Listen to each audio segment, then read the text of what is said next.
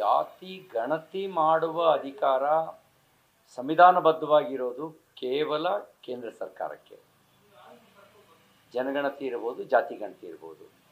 ಸಾಮಾಜಿಕ ಆರ್ಥಿಕ ಸಮೀಕ್ಷೆ ಅಂತ ಹೇಳಿದ್ದಾರೆ. ಈಗ ಅಧಿಕೃತವಾಗಿ ಇನ್ನೂ ಬಿಡುಗಡೆ ಆಗಿಲ್ಲ. ಅಧಿಕೃತವಾಗಿ ಬಿಡುಗಡೆ ಆಗದೆ ಯಾವುದು ಸತ್ಯ ಯಾವುದು ಸುಳ್ಳು ಅಂತ ಪ್ರತಿಕ್ರಿಯಿಸೋದು ಕಷ್ಟ ಆಗತ್ತೆ. ಆದರೆ ಈಗ ಅನಧಿಕೃತವಾಗಿ ಸೋರಿಕೆ ಆಗಿರೋದನ್ನು ಸತ್ಯ ಅಂತ ಭಾವಿಸಿದರೆ ಒಂದು ಚರ್ಚೆನಂತೂ ಹಾಕಬಹುದು. Who are minorities? ಯಾರು ಅಲ್ಪಸಂಖ್ಯಾತರು? ರಾಜ್ಯದ ಜನಸಂಖ್ಯೆಯಲ್ಲಿ 2ನೇ ದೊಡ್ಡ ಸ್ಥಾನದಲ್ಲಿರೋರು ಅಲ್ಪಸಂಖ್ಯಾತರಾಗ್ತಾರಾ ಅನ್ನೋ ಚರ್ಚೆನೂ ಹುಟ್ಟಾಕತ್ತೆ. ಭಾರತೀಯ ಜನತಾ ಪಾರ್ಟಿ ಸಾಮಾಜಿಕ ನ್ಯಾಯಕ್ಕೆ ಬದ್ಧವಾಗಿದೆ. ಅದಕ್ಕಾಗಿಯೇ ಮೀಸಲಾತಿ ಸಂಬಂಧಿಸಿದಂತೆ ನ್ಯಾಯಾಲಯದಲ್ಲಿ ಮೊಕದ್ದಮೆ ಇದ್ದಾಗ ಮೀಸಲಾತಿ ಪರವಾಗಿ ನಾವು ಪ್ರಮಾಣ ಪತ್ರವನ್ನು ಕೇಂದ್ರ ಸರ್ಕಾರ ಸಲ್ಲಿಸಿತು. ಮೋದಿಯವರ ಸರ್ಕಾರ ಬಡ್ತಿ ಮೀಸಲಾತಿ ಪರವಾಗಿ ಪ್ರಮಾಣ ಪತ್ರವನ್ನು ಸಲ್ಲಿಸಿತು. ಪ್ರತಿ 10 ವರ್ಷಕ್ಕೊಮ್ಮೆ ಮೀಸಲಾತಿ ಮುಂದುವರಿಕೋಬೇಕೋ ಬೇಡಬೇಕು ಅನ್ನುವಂಥ ಚರ್ಚೆ ಇದ್ದಾಗ ಮೀಸಲಾತಿ ಮುಂದುವರಿಸುವ ತೀರ್ಮಾನವನ್ನು ಸಂಪುಟದಲ್ಲಿ ಲೋಕಸಭೆ ರಾಜ್ಯಸಭೆಯಲ್ಲಿ ತೆಗೆದುಕೊಂಡ್ವಿ. ಇದು ನಮಗಿರುವಂಥ ಬದ್ಧತೆ. ಹಾಗಾಗಿ ನಾವು ಸಾಮಾಜಿಕ ನ್ಯಾಯಕ್ಕೆ ಮೀಸಲಾತಿಗೆ ಬದ್ಧರಿದ್ದೇವೆ. ಸಮಾಜ ಒಡೆಯುವ ದುರುದ್ದೇಶವನ್ನು ನಾವು ಬೆಂಬಲಿಸೋಲ್ಲ. ಕೆಲವು ವ್ಯಕ್ತಿಗಳು, ಕೆಲವು ಸಂಘಟನೆಗಳು, ಕೆಲವು ರಾಜಕೀಯ ಪಕ್ಷಗಳು ಹಿಂದೂ ಸಮಾಜವನ್ನು ಜಾತಿವಾರು ಒಡೆಯೋದು. ಮುಸಲ್ಮಾನರಲ್ಲೂ 56 ಜಾತಿಗಳಿದ್ದಾವೆ. ಮುಸಲ್ಮಾನರಲ್ಲೂ ಕೂಡ ಮುಟ್ಟಿಸ್ಕೊಳ್ಳದೆ ಇರುವಂಥ ಅನ್ಟಚಬಲ್ಸು ಇದ್ದಾರೆ, ಬ್ಯಾಕ್ವರ್ಡ್ ಇದ್ದಾರೆ. ಪಸ್ಮಂಡ ಮುಸ್ಲಿಮರು ಅಂತ ಕರೀತಾರೆ. ಅವ್ರನ್ನ ಯಾರು ಸೋ ಕಾಲ್ಡ್ ಸುಪೀರಿಯರ್ ಅಂತ ಭಾವಿಸ್ತಾರೆ, ನಾವು ಪ್ರವಾದಿಯವರ ವಂಶಸ್ಥರು ಅಂತ ಭಾವಿಸ್ತಾರೆ, ಅವ್ರುಗಳು ಹೆಣ್ಣು ಕೊಡಲ್ಲ, ಹೆಣ್ಣು ತರಲ್ಲ. ಆದರೆ ಅವ್ರ ಬಗ್ಗೆ ಯಾವುದೇ ಚರ್ಚೆ ಉಲ್ಲೇಖ ಇಲ್ಲ. ಮುಸಲ್ಮಾನರನ್ನು ಇಡಿಯಾಗಿ ಹಿಂದೂ ಸಮಾಜವನ್ನು ಒಡೆದಾಳುವ ನೀತಿಗೆ ನಾವು ಬೆಂಬಲ ಇಲ್ಲ.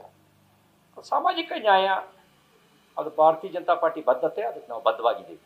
ಮತ್ತು ವಕ್ಫ್ ಬೋರ್ಡು ಪರಿಷ್ಕೃತ ಕಾಯ್ದೆಯ ವಿರುದ್ಧ ಅಪಪ್ರಚಾರ ಮಾಡ್ತಾ ಇದ್ದಾರೆ. ಹಿಂದೆ CAA ವಿರುದ್ಧನೂ ಇದೇ ರೀತಿ ಅಪಪ್ರಚಾರ ಮಾಡಿದ್ರು. ಕಾಂಗ್ರೆಸ್ನ ನಿಲುವು ಅದು ರಾಷ್ಟ್ರಘಾತಕವಾಗಿರೋ ನಿಲುವು.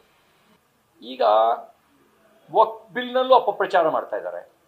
ನ್ಯಾಯಬದ್ಧವಾಗಿರುವ ಜಮೀನು ಯಾರೂ ಕಿತ್ಕೊಳ್ಳಲ್ಲ, ಆದರೆ ಅಕ್ರಮವಾಗಿ ಕಬಳಿಸಿರೋ ಜಮೀನನ್ನು ಕೊಡಲೇಬೇಕಾಗತ್ತೆ. ರೈತರ ಜಮೀನು ಕಬಳಿಸಿದ್ದಾರೆ ಅಕ್ರಮವಾಗಿ, ಬಿಡಲೇಬೇಕಾಗತ್ತೆ.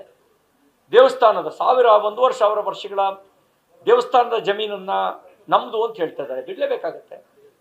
Vidhana Soudha, supreme court, high court, parliament ನಮ್ಮದು ಅಂತ ಹೇಳೋಕ್ಕೆ ಅವಕಾಶ ಕೊಡಬೇಕಾ? ಆ ಥರ ಅಕ್ರಮಕ್ಕೆ ಅವಕಾಶ ಇಲ್ಲ. ನ್ಯಾಯಬದ್ಧವಾಗಿರೋದಕ್ಕೆ ದಾಖಲೆ ಪರಿಶೀಲನೆ ಮಾಡ್ತಾರೆ. ಗ್ರಾಂಟ್ ಆಗಿದೆಯಾ, ಯಾರು ದಾನ ಕೊಟ್ಟಿದ್ದಾರಾ ಅಥವಾ ಕೊಂಡ್ಕೊಂಡಿದ್ದಾರಾ, ಇದು ಸ್ಪಷ್ಟ ಆಗಬೇಕು. ಇದರಲ್ಲೇನು ತಪ್ಪಿದೆ? ಆದರೆ ಎತ್ಕಟ್ಟೋ ಕೆಲಸ ಮಾಡ್ತಿದ್ದಾರೆ, ಅಪಪ್ರಚಾರ ಮೂಡಿಸೋ ಕೆಲಸ ಮಾಡ್ತಿದ್ದಾರೆ. ಮತ್ತು ಇನ್ನೊಂದೇನು ಹೇಳ್ತಾ ಇದ್ದಾರೆ ಅಂತ ಹೇಳಿದ್ರೆ, ನಮ್ಮದು ಮಸೀದಿನೆಲ್ಲ ಕಿತ್ಕೊಂಡ್ಬಿಡ್ತಾರೆ ಅಂತ ಹೇಳ್ತಿದ್ದಾರೆ. ಹಂಗೇನಾಗಲ್ಲ. ಇದು ಅಪಪ್ರಚಾರ. ಮತ್ತು ಈ ಅಪಪ್ರಚಾರದ ಜೊತೆಗೆ ಕಾಂಗ್ರೆಸ್ ಬೆಂಬಲಿಸ್ತಾ ಇರೋದು ಅದು ರಾಷ್ಟ್ರಘಾತಕ. ಕೆಲವು ಭಯೋತ್ಪಾದಕ ಸಂಘಟನೆಗಳು, SDPI, PFIನಂಥ ಸಂಘಟನೆಗಳು ಈ ಸಂದರ್ಭವನ್ನು ಲಾಭ ಪಡೆದು ಭಯೋತ್ಪಾದಕ ಜಾಲವನ್ನು ವಿಸ್ತರಿಸುವಂಥ ಸಂಚು ಮಾಡ್ತಿದ್ದಾರೆ ಅನ್ನುವಂಥ ಮಾಹಿತಿಯೂ ಬಂದಿದೆ. ಪಾಕಿಸ್ತಾನದ ಕೆಲವು ಭಯೋತ್ಪಾದಕ ಸಂಘಟನೆಗಳು ದೇಶದ ಒಳಗೆ ಭಯೋತ್ಪಾದಕರನ್ನು ನುಸುಳಿ ನುಸುಳಿಸಿ ಅವ್ರ ಮೂಲಕ ಕೋಮುಗಲಭೆ ಹುಟ್ಟಾಕುವ ಸಂಚನ್ನು ಮಾಡ್ತಾ ಇದ್ದಾರೆ. ಒಬ್ಬ ಕಬೀರ್ ಖಾನ್ ಅನ್ನೋನು ಒಂದು ಕಾರ್ಪೊರೇಟ್ರು ಕಾಂಗ್ರೆಸ್ ಪಾರ್ಟಿಯ, ಅವನು ಹೇಳಿಕೆ ಕೊಡ್ತಾನೆ, ಮನವಿ ಕೊಟ್ರೆ ಆಗಲ್ಲ, ಒಂದೊಂದು ಊರಿನಲ್ಲಿ 10 ಹೆಣ ಬೀಳಬೇಕು, ರೈಲ್ ಸುಡಬೇಕು, ಬಸ್ ಸುಡಬೇಕು, ದೊಂಬಿ ನಡಿಬೇಕು, ಹಾಗೆ ನಡೆದ್ರೆ ಮಾತ್ರ ಬಗ್ಗಿಸ್ಬೋದು ಅಂತ ಹೇಳ್ತಾನೆ. ಅಂದರೆ ಪ್ರಜಾಪ್ರಭುತ್ವ ವಿರೋಧಿಯಾಗಿ ಭಯೋತ್ಪಾದನೆ ನಡೆಸಬೇಕು ಅಂತ ಹೇಳ್ತಾನೆ. ಅವನು ಕಾಂಗ್ರೆಸ್ ಪಾರ್ಟಿ ಕಾರ್ಪೊರೇಟ್ರು.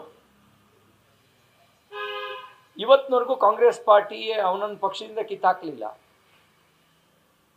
ಯಾವುದೇ ಮುಸ್ಲಿಂ ಸಂಘಟನೆಗಳು ಅವನು ಹೇಳಿ ತಪ್ಪು ಅಂತ ಹೇಳಲಿಲ್ಲ, ಫತ್ವಾ ಹೊಡಿಸ್ಲಿಲ್ಲ. ಅಂದರೆ ಇದನ್ನೇನನ್ನು ಸೂಚಿಸುತ್ತೆ? ಗಂಭೀರವಾಗಿ ತಗೊಳ್ಳದೇ ಇದ್ದರೆ ಅವರು ಕೋಮುಗಲಭೆಯನ್ನು ಹುಟ್ಟುಹಾಕುವಂಥ ಸಂಚು ನಡೆಸಿದ್ದಾರೆ ಅನ್ನೋದು ಸ್ಪಷ್ಟವಾಗುತ್ತೆ. ಮತ್ತು ಸಂವಿಧಾನ ಬಾಹಿರವಾಗಿ ತಾವು ನಡ್ಕೊಳ್ಬೇಕು ಅನ್ನೋ ಸಂಚು ನಡೆಸಿದ್ದಾರೆ ಅಂತ ಅನ್ನೋದು ಸ್ಪಷ್ಟವಾಗುತ್ತೆ. ನ್ಯೂಸ್ ಫಸ್ಟ್ ನಿರ್ಭೀತಿಯಿಂದ ನಿಮ್ಮ ಪರವಾಗಿ.